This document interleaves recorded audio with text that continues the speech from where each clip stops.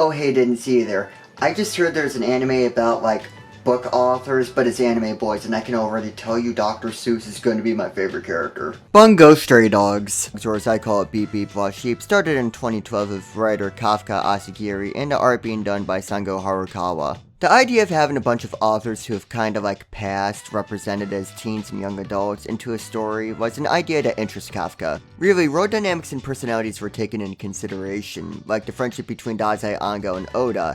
But however, instead of being authors, these characters are all people with superpowers fighting each other and forming organizations in a spectrum of different moralities and goals. Say what you want, but I guess a writing degree kinda has a lot more versatility than we thought. Probably the most alluring part of the series is the characters. Not only because of their inspiration, but just how they are. We have Atsushi. Yes, he's the protagonist. No, Dazai is not the protagonist. Yes, we will get to him second, but Atsushi is our vehicle through the story as he learns more about this world and his character arc about learning to overcome his rough past. It's an interesting one to follow, because while it may still affect him, he's growing. And I just think that's neat. His power is called Beast Beneath the Moonlight, where he gets the power of a rare tiger, this being a reference to the book written by Atsushi Nakajima in the real world, The Moon Over the Mountain. Then we have Dazai. If you heard of any character, it's probably him. He's a member of the same group as Atsushi, even being the one who scouted him and mentors him in the Armed Detective Agency. He always acts like he knows something everyone else doesn't, and he has an ever-growing mysterious past, almost to a point where every situation kind of involves him to some extent. Can you just tell us about your entire past at this point? Well, there's a time I was in the Port Mafia, but there was also the time I worked in a Walgreens. I was also a member of the Akatsuki, and I was the secret 5th member of King of the Hill. He has the ability of ability negation, which is called No Longer Human, a reference to the real-world Dazai's book of the same name. He's also suicidal, and I guess that's funny. There's Kunakita, whose power is the matchless poet, which I can't find a source of the name, but the power is basically just write an object and it materializes in front page of a certain notebook. It has the condition that the summoned object can't be bigger than the notebook itself, though. A chocolate bar bigger than this page. There is Ronpo, based on Edogawa Ronpo, whose power is super deduction. He doesn't really have a power, he's just really smart. There are more characters in the Armed Detective Agency to go over, but once I have to specify 2 characters are blood related, you know why I would need to point that out. Here's a little life hack. Cover up your computer monitor. I have no idea what I'm talking about or referring to, and I like to keep it that way. There's the other faction that comes up a lot, which is the Port Mafia. It has Atagawa, whose namesake is Ryunosuke Atagawa, who's the father of the short story, and his ability is named after one of those very famous short stories for Shomon. His power is kind of like a beast that's normally summoned from his coat, but not always. It's more like a very damaging material that he has pretty free manipulation of. It's a pretty versatile power, to be honest, but with Atagawa himself, the character starts off as really evil but seeking Dazai's approval, but turns more into an anti-hero type deal. I don't know, it kinda gives me the vibe that he was just a popular character, so his direction was modified a bit. Glad to see that Coffee had in his first appearance screwed up without any complications though. Oh no, I like his rivalry with Atsushi, and I do like him as a character, so I'm not really complaining too much. There's Shuya, named after the poet Shuya Nakahara. He's another somewhat antagonist who feels more loyal to his faction than someone who's like evil. His power is a pawn to tainted sorrow, and it's a gravity manipulation ability with a side of going berserk sometimes. He also has a great brand deal of gum. It's called Big League Chuya. Thanks to nothing less than these characters and the plot they go through, Bungo Stray Dogs has a glowing reception, having over 6 million copies of the manga in circulation.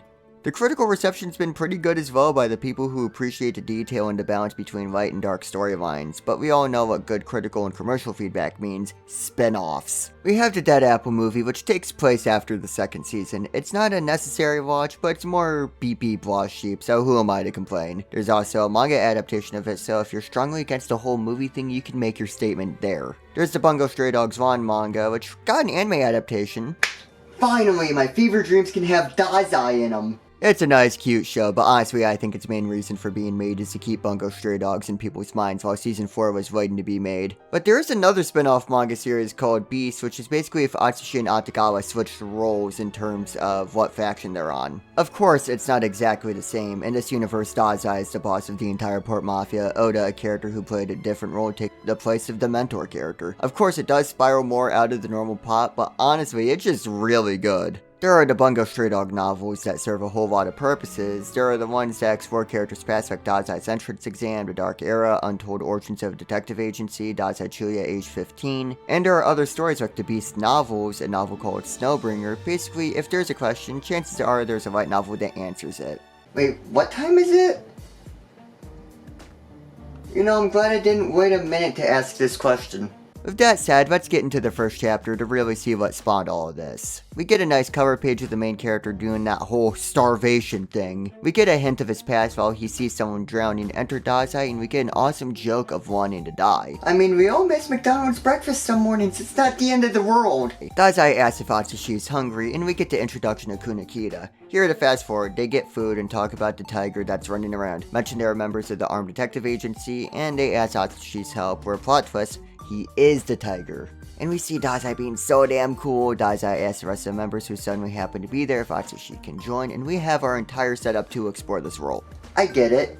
They're like stray dogs, but instead of strays, they're people, and instead of dogs, they're rare tigers, and I still don't know what a bungo is. Which the in-general world for the series takes place in a normal Japan, but there are people who end up in different factions if they are what referred to as ability users. Think quirks from My Hero Academia, but more in a mystical way. And as of Season 2 on, at least some groups are trying to find a book that can rewrite reality. You mean Diary of a Lumpy Kid? But we can't move on without talking about the openings and endings. The first opening is called Trash Candy, and it sounds shamefully delicious. Honestly, this serves the perfect role for a first opening. It gives screen time to all the characters and loosely establishes dynamics. And it shows some character skill sets and shows us what characters align and where. It kinda makes you go in prepared for the show. It even tied my shoes for me. Wait, I'm not wearing them. The second opening, Reason Living, kinda goes more into detail and shows more personal aspects about each character and shows the new faction led by Fitzgerald, or as I call him, the CEO of Money. You can take away every positive point that I say about this opening and it would still be one of my favorites just for the climax of all the characters in a line doing attacks and stuff. That's one of my favorite tropes in openings and endings. I just love it so much. Then there's the third opening, which isn't bad, but it is my least favorite. While unique, it kinda mostly just shows a character standing around, but it just goes to show you, you never know what part of your day-to-day life could be your cut-in for the opening. The endings are also really good. The first one serving as a contrast between Atsushi and Atagawa's dynamic with Dazai. The second one does the same, but it shows the development Atagawa has had, and the last kind of gives you these cool shots of every character clip by clip crying. If you guys didn't want me chopping onions here, you should have just told me. Bungo Stray Dogs is a fantastic show that keeps you invested in what specifically the characters are doing, which is why I think each spin-off does so well. But that doesn't mean the plot's any less incredible. I love the way that the characters are affected by the events in the story, and it's just a great ride. I'm just glad there's an ever-growing amount of content for the series. I do love the series a lot, and look, I even made merch about it before I even watched it. That is a U, not an O. My musical career just got torn from me!